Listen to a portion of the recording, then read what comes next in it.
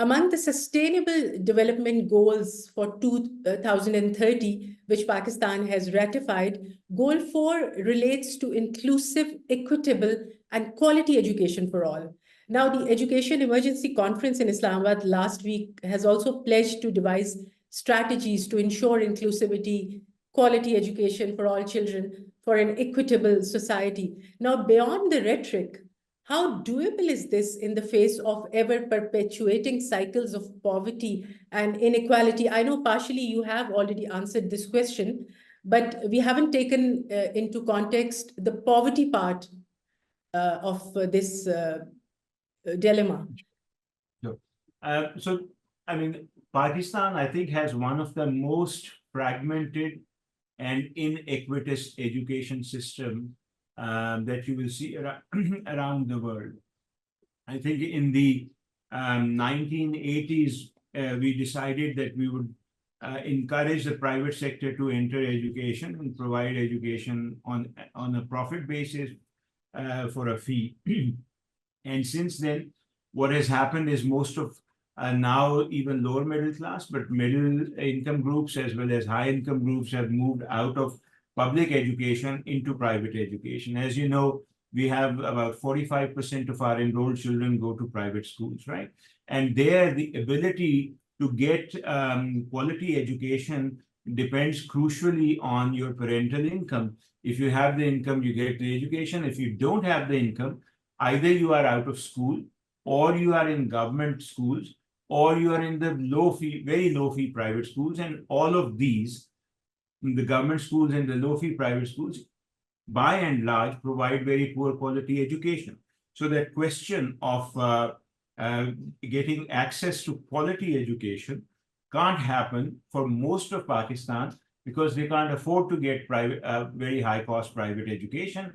And where the state promises to equalize the field for everyone, to somehow equalize opportunity set for children, the state fails to do that because the quality of provision in its public sector schools is very poor, and hence they can't provide an effective benchmark or some sort of a minimum quality standard where we could say at least all children are getting that quality of education, right? So in that sense, I mean, now with private sector being so big, with public sector that is underfunded and has major governance problems, right now to talk about inclusive education for everyone is very, very hard.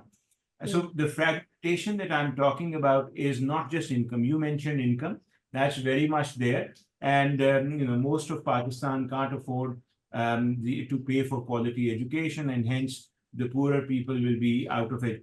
But in the inclusion, the exclusion happens on many other fronts as well. We have very large differences of provision in rural, urban areas. Rural area education is very poor. We have differences across provinces also. So interior Sindh, Balochistan, rural parts of Balochistan, south of Punjab, and some parts of Khyber Pakhtunkhwa, they have very poor provision of education. And there is an issue of language exclusion because of language, religion, caste. All of those factors become important in being excluded.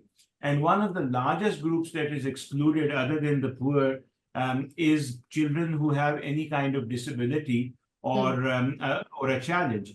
In any population, you would expect about 10 to 12% of children would have some form of a challenge that they face.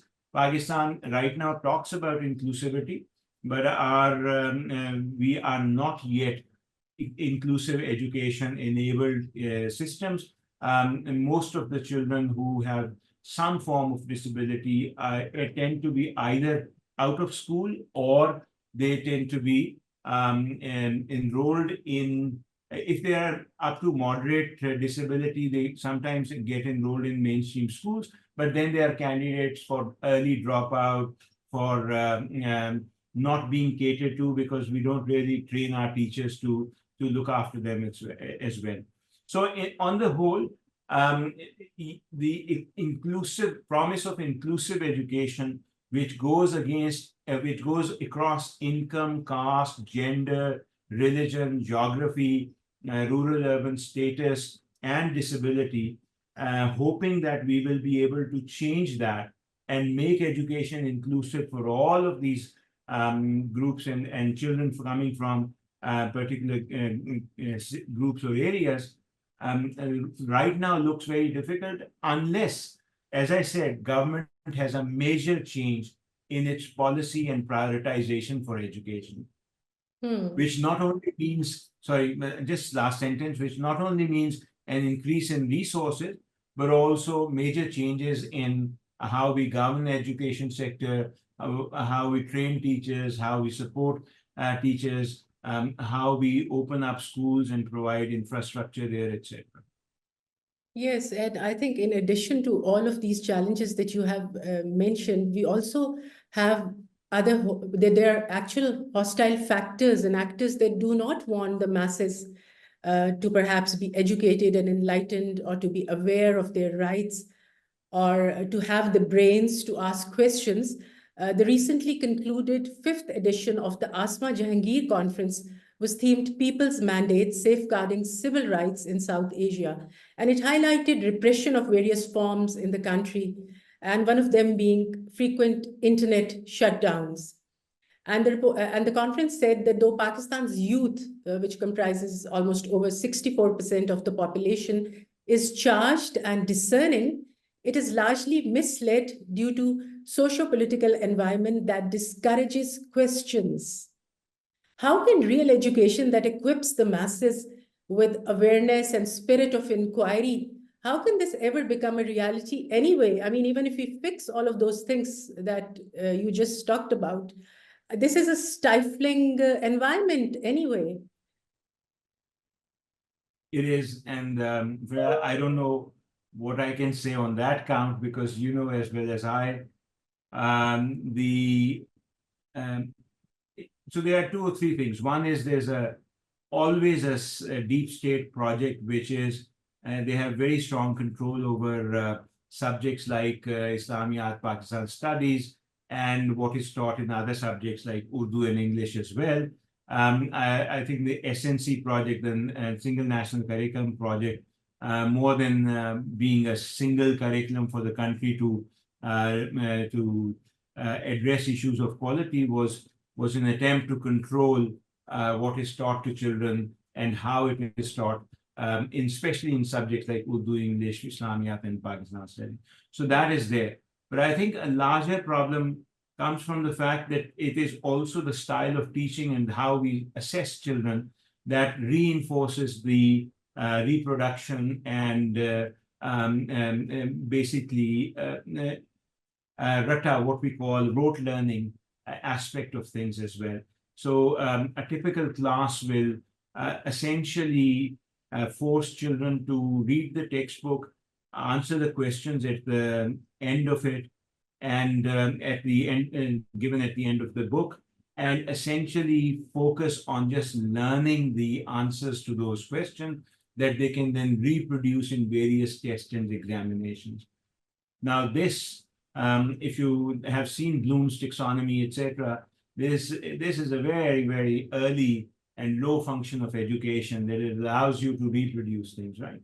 The real education part is after this, where you are able to understand it, analyze it, use it, and move forward from it to be able to produce other interesting conclusions for yourself.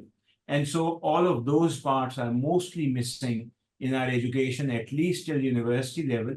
And even in many of the universities, the trend really is about reproduction. And so together, the stifling environment that you talk about, which discourages questioning, critical thinking, and everything else for most of the areas that young people should be thinking about, whether it is politics, religion, and so on, their identity as an individual, as a nation, our identity as a nation, whether it's that or whether it is technically our assessment systems and the competence levels of most of our teachers, all of that reinforces a pattern of education which essentially reproduces things and rewards rote learning rather than critical thinking and understanding.